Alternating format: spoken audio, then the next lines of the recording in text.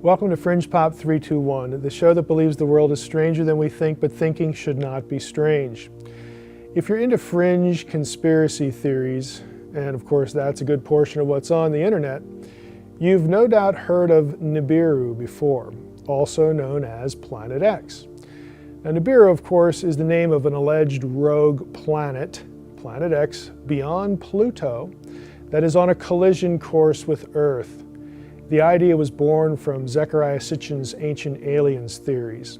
If you're a Fringe Pop 321 watcher, and of course you should be, you know we've devoted an episode to that topic specifically before, the whole idea of Planet X and Nibiru. And, not surprisingly, it's bogus. Well, as rogue planets cycling through our solar system are wont to do, Nibiru is back on our radar. This time we're here to talk about the idea that the impending collision of Planet X or Nibiru is, you guessed it, in the Bible. Isn't everything in the Bible? So here we are. Let's find out though whether this is true or not. Does the Bible give it any authority, or is it, like it was before, just plain bogus? Now the first thing that should have popped into your head is, where does the Bible talk about something like a rogue planet about to crash into Earth? Well, that's a good question. I could ask it this way. What's everybody's favorite book to find the zaniest, most bizarre ideas out there?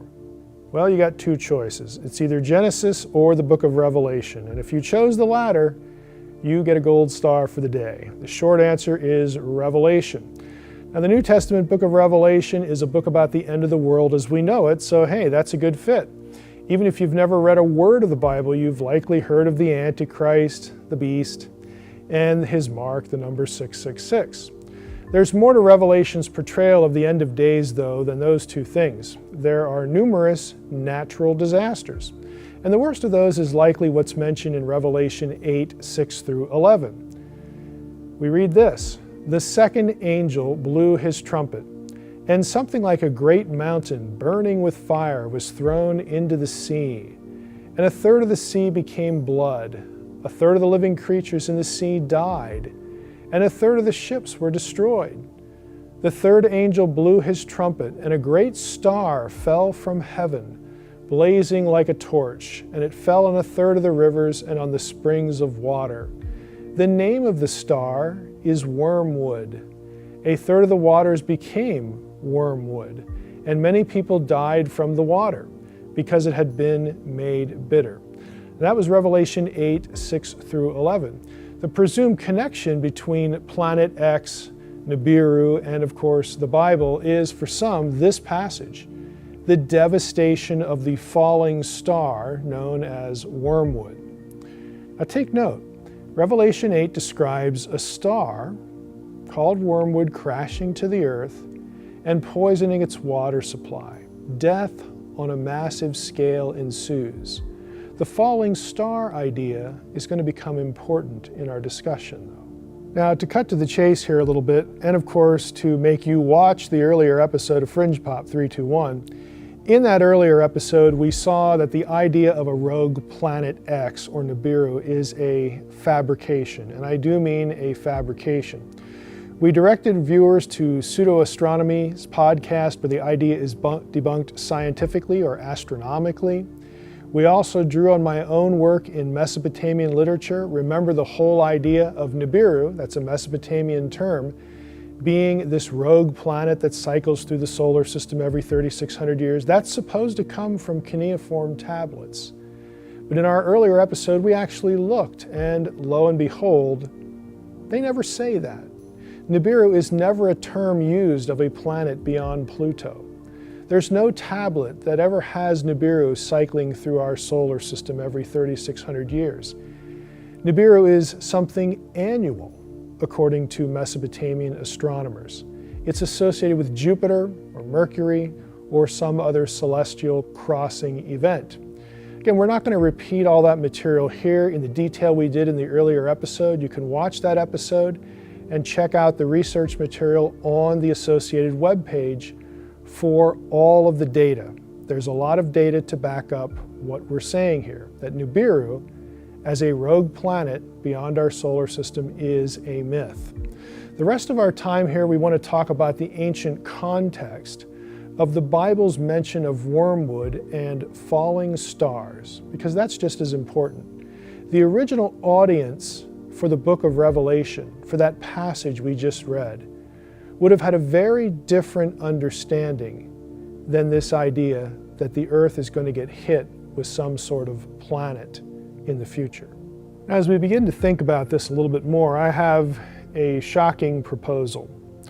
Rather than relying on claims of ancient aliens theorists to interpret the book of Revelation, it might be wiser to read the first century book in light of its own first century historical and literary context. I know that's radical, but that's what I'm going to propose. As it turns out, there is indeed another way to read that passage in the book of Revelation and to understand the meaning of wormwood. In ancient literature in the centuries preceding and contemporary with the New Testament, falling stars were a familiar way, I would say a stock way, to describe the rebellion or descent into sin of heavenly beings. You might want to consider them fallen angels.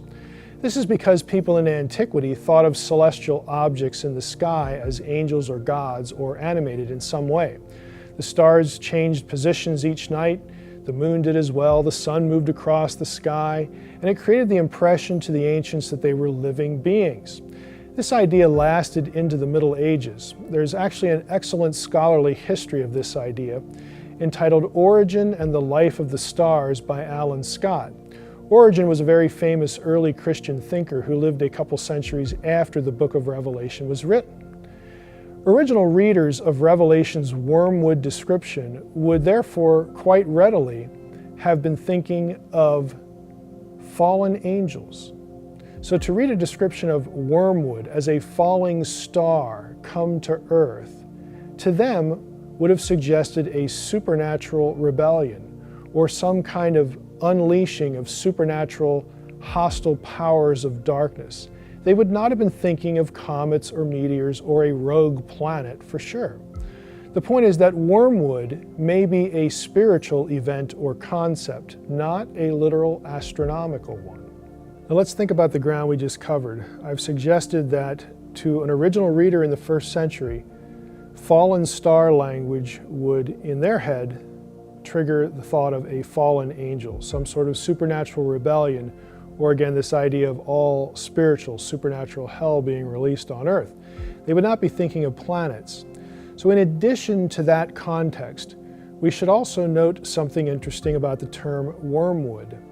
Now, wormwood is an English translation of the Greek term absinthos.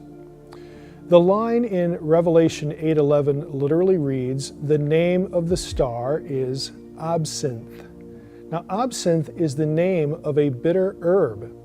It's interesting to note that in all of the texts and records of ancient Greco-Roman astronomy, I'm going to say that again, all of the texts and records of ancient Greco-Roman astronomy that have survived to this day, and there are a lot of them, in all of that material, there isn't a single instance where any actual star in the heavens was called absinthe. None of them. Now, this suggests very strongly that the ancient writer was not thinking about an astronomical object when he used that particular term that we translate as wormwood. So does Revelation 8 prophesy about Earth's impending destruction caused by a rogue planet, Nibiru or Planet X? There's simply no evidence for that, astronomically or, as we've seen, textually. Thanks again for watching Fringe Pop 321. Please visit our website for more information about this episode and other episodes, and of course, primary and secondary sources for the things we talk about here. And please come back and watch again, because what you know may not be so.